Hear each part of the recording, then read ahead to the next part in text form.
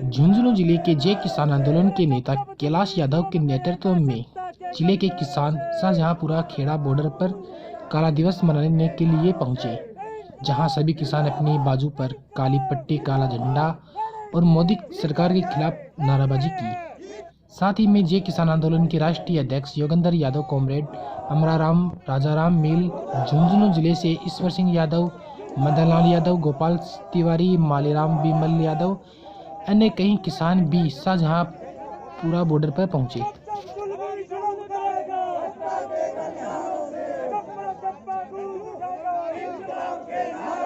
आप खुद ही देख रहे हैं, हमने ज्यादा भी इसको बढ़ावा नहीं दिया। यहाँ पे कितने हमने विशेष कुछ साथियों को नहीं बुलाया, जो साथी यहाँ बैठे थे। तो आज 26 मई को हमने कहीं पे कोई बड़ी महापंचायत का आयोजन नहीं किया, कोई रैली का आयोजन नहीं किया है, कोई उस तरह के प्रदर्शन का आयोजन नहीं किया है। जो साथी जहाँ है, जो कैंप में है वो कैंप में, जो धरने पे है वो धरने पे, जो गांव में है वो गांव में, सब वहां बैठ के अपने तरीके से प्रोटेस्ट कर रहे हैं। गांव में अपने घर पे काला झंडा लगा रहे हैं, अपनी ट्रैक्टर ट्रॉली पे झंडा लगा रहे हैं। ये प्रतीकात्मक रूप से कर रहे हैं, प्रतीकात्मक रूप से इसीलिए कर रहे हैं क्योंकि हम इस तरह की बड़ी भीड़ को बनाना नहीं चाहते। योगेंद्र जी, कई दौर की वार्ता हो चुकी सरकार के साथ, क्या अभी तक निष्कर्ष निकला और आने वाले समय में लगता है कि इतने संघर्ष के बाद किसान की आवाज पहुंच पाएगी सरकार के? सरकार की वार्ता से तो कुछ नहीं निकला, लेकिन इस 6 महीनों में किसान की एक दूसरे से वार्ता हुई, उससे बहुत कुछ निकला।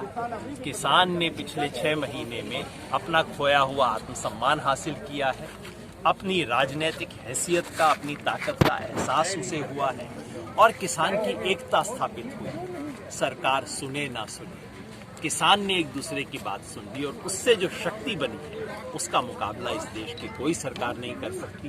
मैंने बार बार कहा है, ये 3 कानून रद्द हो मर चुके हैं। बस अब सरकार की हठधर्मिता है कि वो डेथ सर्टिफिकेट नहीं दे रही है, वो भी किसान लेके जाए। अब देखिए, आर्थिक स्थिति किसी भी देश को आगे बढ़ने के लिए बड़ी जरूरी होती है, लेकिन ऐसे में किसानों की आर्थिक स्थिति भी कमजोर हुई है क्योंकि लगातार धरने पर बैठे हुए हैं और काम का भी नुकसान हो रहा है। तो उस बारे में किसान क्या सोचते हैं, आप किस दृष्टि से देखते हैं? किसान बड़ा समझदार होता है जी, धरने पे भी आ गया और उसके पड़ोसी ने उसके लिए पानी भी लगा दिया और कटाई के लिए भी चला गया। पहले अपने फसल की कटाई करने चला गया और अब आंदोलन की जो फसल है उसकी कटाई करने आ गया। तो जैसा आप जानते हैं, इस सब के बीच किसान ने रिकॉर्ड उत्पादन किया है। किसान ने इस पिछले 1.5 साल में, जबकि देश की अर्थव्यवस्था डगमगा रही, अगर किसी एक ने उसे संभाल के रखा है तो वो देश का किसान है।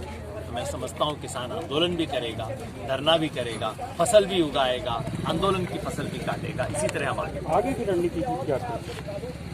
अगर सरकार की यह हठधर्मिता जारी रही तो जैसा हमने प्रधानमंत्री को चिट्ठी लिख के चेतावनी दी है कि आज के बाद हमें अपने आंदोलन के अगले दौर का ऐलान करना होगा और वो जो अगला दौर हमारे आंदोलन का होगा उसमें इस सरकार को उसी भाषा में समझाना होगा जो भाषाएं समझती है, क्योंकि ये सरकार कानून की भाषा समझती नहीं, संविधान की भाषा समझती नहीं, ईमान की भाषा समझती नहीं, इंसानियत की भाषा समझती नहीं।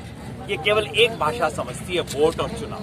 वोट की चोटों तो समझते हैं। बंगाल में इनको सबक दिया और अगर इतने से भी इनका पेट नहीं भरा है जो बंगाल से सबक मिल गया है, तो किसान को हो सकता है मजबूर होकर उत्तर प्रदेश जाना पड़े।